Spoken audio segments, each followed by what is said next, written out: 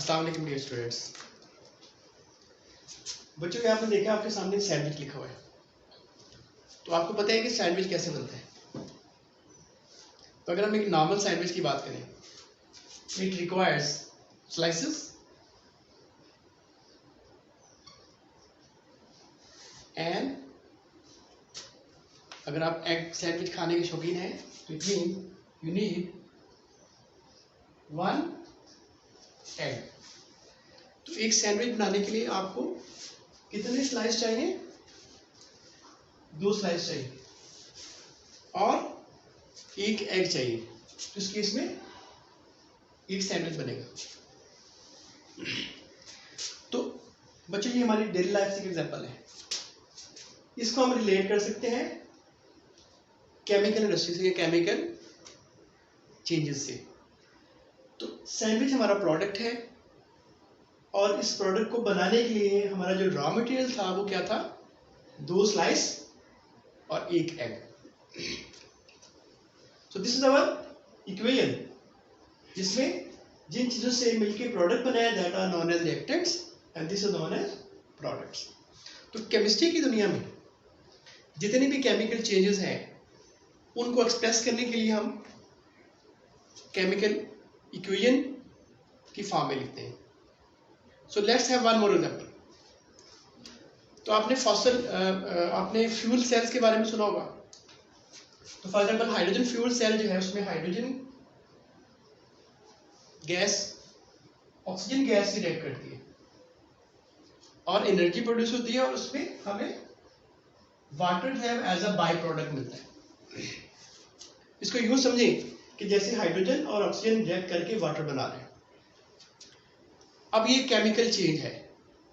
इस chemical change को express करने के लिए हमने इसको केमिकल इक्वेशन की फॉर्म में लिखा है। और आप ये भी जानते हैं कि जब हम एक केमिकल इक्वेशन लिखते हैं तो उसको हम बैलेंस भी करते हैं। So why it is necessary to balance this equation? क्यों नेसेसरी है, क्यों जरूरी है? इसलिए कि it must follow law of conservation of mass. मतलब कि जितना मैस रिएक्टेंट्स का है जो आपस में रिएक्ट किया है एग्जैक्टली उतना ही मैस प्रोडक्ट का बनना चाहिए।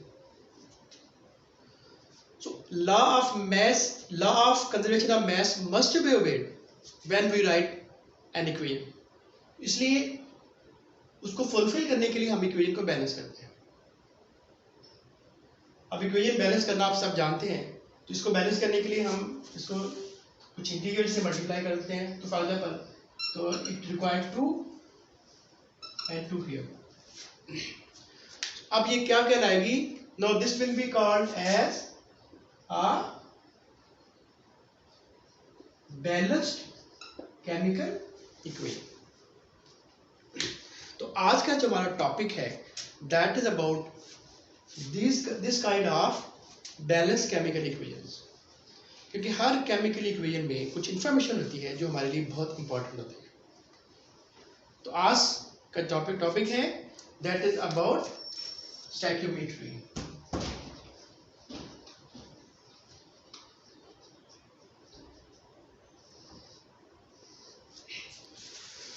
So what is stoichiometry? Stoichiometry क्या है? It is a branch of chemistry that deals with quantitative relationship between reactants and products in a balanced chemical equation. So we can write it. So it is a branch of chemistry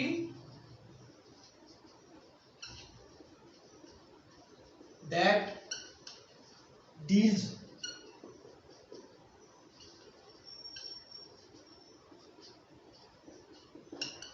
with quantitative relationship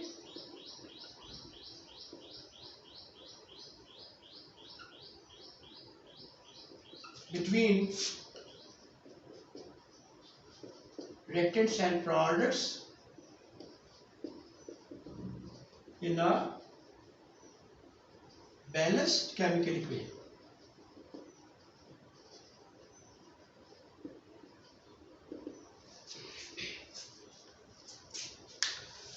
first of all we have to understand कि वो किस किस्म के quantitative relationships हैं, that we can understand in this stoichiometry. तो आइए इसको categorise कर लेते हैं। इसको हम सिंपल, पहले इस सैंडविच के एग्जांपल से आप इसको समझ लें। तो अगर हम यूनिट्स लें, मतलब एक यूनिट सैंडविच का जो है आपने देखा, उसको बनाने के लिए एक यूनिट हमें अंडे का चाहिए था और 2 यूनिट स्लाइस भी चाहिए थे। Exactly in the same way अगर हम यूनिट्स की बात करें तो इस केमिकल इक्वेशन में 2 molecule, it mean 2 molecules of hydrogen are reacting with 1 molecule of oxygen to produce 2 molecules of water। मतलब कि 2 मॉलिक्यूल आप देख रहे हैं, यहाँ पे हमने लिखे हैं 2 मॉलिक्यूल वाटर बनने के लिए एक मॉलिक्यूल ऑक्सीजन का 2 मॉलिक्यूल हाइड्रोजन के साथ रिएक्ट करेगा। लेकिन बच्चों आप सब जानते हैं कि जब हम केमिकल इंडस्ट्री में रिएक्शन करवाते हैं या जब रिएक्शन होते हैं तो हम 1 या 2 मॉलिक्यूल्स को इंडिविजुअली नहीं ले रहे होते, तो हमारे पास बल्क ऑफ मॉलिक्यूल होते हैं। तो उसके लिए हम क्या करते हैं, मोल का कॉन्सेप्ट अप्लाई करते हैं। सो मोल क्या होता है, if mole are the quantity of substance that contain Avogadro number of molecules, तो वहां से हम इसको नंबर ऑफ मॉलिक्यूल्स से हम इसको मोल में कन्वर्ट कर लेते हैं। तो बेसिकली बैलेंस इक्वेशन में ये जो इंटीजर्स होते हैं वो मोल को ही एक्सप्रेस कर रहे होते हैं। तो इसका मतलब है, इसको हम यूं लिख सकते हैं कि 2 मॉलिक्यूल की जगह हम क्या लिख सकते हैं, 2 मोल। So now we can write 2 moles of hydrogen gas are reacting with 1 mole of oxygen to produce 2 mole of water। तो आपको समझ आ गई कि मॉलिक्यूल, नंबर ऑफ मॉलिक्यूल का मोल से क्या रिलेशनशिप है। अगर एवोगैड्रो नंबर ऑफ मॉलिक्यूल हो किसी भी सब्सटेंस की, वो 1 मोल कहलाता है। इट मीन 2 मोल से क्या बनाता है, 2 Avogadro number of hydrogen molecules are reacting with 1 Avogadro number of oxygen molecules to produce 2 Avogadro number of water molecules। अब ये क्या बन गया, बैलेंस इक्वेशन में बन गया relationship between reactants and products. तो हम इसको रीड कैसे कर सकते हैं। अगर मैं आपसे कहूं कि इस इक्वेशन को ट्रांसलेट करें, तो आप इसको ट्रांसलेट कैसे करेंगे, जैसा कि मैं इसको ट्रांसलेट करता हूं।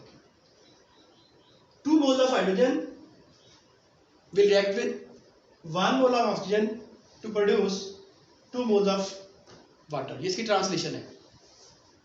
तो ये जो मोल और मोल का आपस में रिलेशनशिप है, दिस इज क्वांटिटेटिव रिलेशनशिप, और इस रिलेशनशिप को हम क्या बोलते हैं, मोल एंड मोल रिलेशनशिप। यानी रिएक्टेंट्स के भी मोल ले लें और प्रोडक्ट के भी मोल ले लें। ठीक है, इन मोल्स को हम उनके मैसेज में भी कन्वर्ट कर सकते हैं। So 2 moles of hydrogen, it means we can write it 2 moles of hydrogen is equal to 4 gram। तो 4 gram of hydrogen are reacting with 1 mole of oxygen। 1 mole oxygen जो है वो 32 ग्राम होते हैं, और 2 मोल वाटर जो है दैट इज 36 ग्राम्स। तो इस इक्वेशन में हमें जो मजीद इंफॉर्मेशन मिली जब हमने इसको मैथ में कन्वर्ट किया, वो क्या है कि 4 ग्राम हाइड्रोजन 32 ग्राम ऑक्सीजन से रिएक्ट करके 36 ग्राम वाटर बनाएगी। So this is known as mass and mass relationship। So what information we get from this stoichiometry? So there are basically different kinds of relationships that can be understood। So number 1 is mass and mass relationship। यानी अगर हम reactants का भी mess लें और product का भी mess लें, तो उस केस में that is known as mass and mass relationship, जैसा कि इस एग्जांपल में आप देख सकते हैं।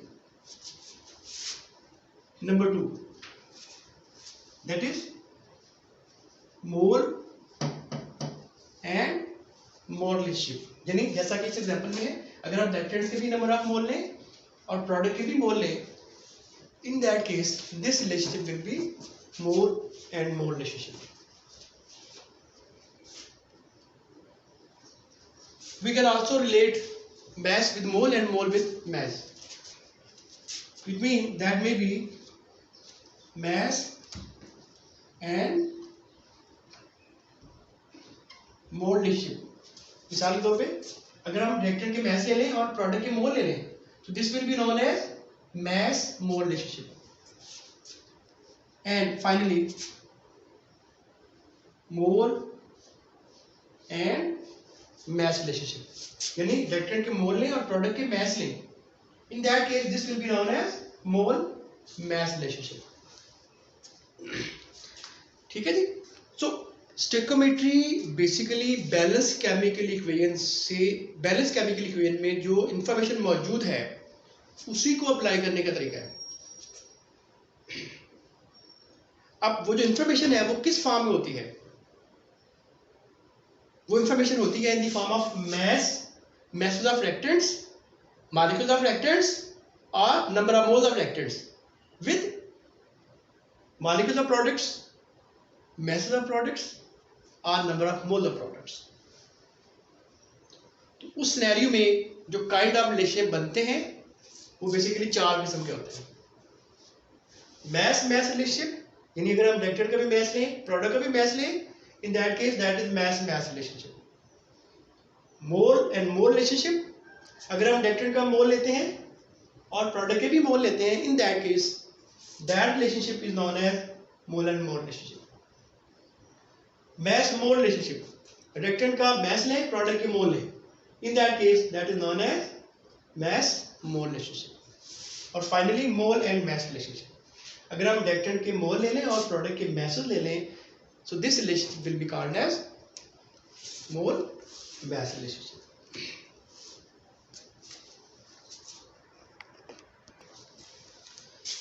तो डियर स्टूडेंट्स, इंशाल्लाह नेक्स्ट लेक्चर में हम ये इसको अप्लाई करके देखेंगे कि किस तरह से इन रिलेशनशिप्स को देखते हुए हम डिफरेंट कैलकुलेशन कर सकते हैं. तो नेक्स्ट लेक्चर में हम इसको अप्लाई करेंगे.